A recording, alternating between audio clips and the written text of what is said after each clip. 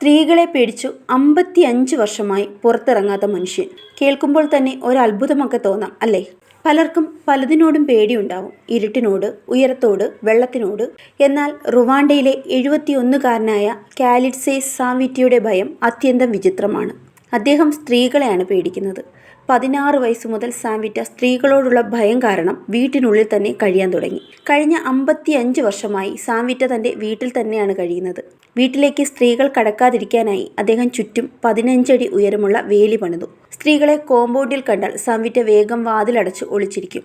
എല്ലാവരും പോയെന്നുറപ്പായാൽ മാത്രമേ വീണ്ടും പുറത്തിറങ്ങുകയുള്ളൂ. എന്നാൽ വിചിത്രമെന്ന് പറയട്ടെ, അദ്ദേഹത്തിൻ്റെ ജീവൻ നിലനിർത്തുന്നത് സ്ത്രീകളുടെ കരുണയാണ്.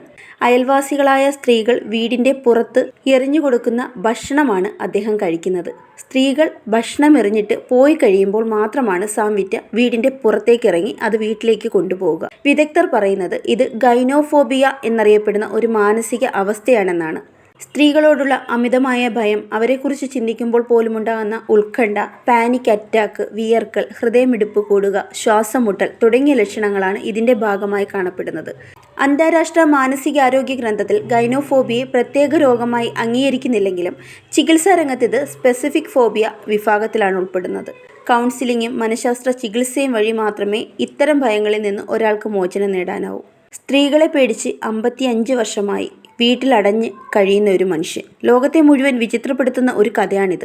മാനസികാരോഗ്യത്തെ അവഗണിച്ചാൽ മനുഷ്യന്റെ ജീവിതം എത്രത്തോളം ഒറ്റപ്പെടലിലേക്കും വിചിത്ര അവസ്ഥയിലേക്കും എത്തിപ്പെടുമെന്നതിന് ജീവിച്ചിരിക്കുന്ന ഒരു ഉദാഹരണം തന്നെയാണ് സാംവിറ്റ. Zag news.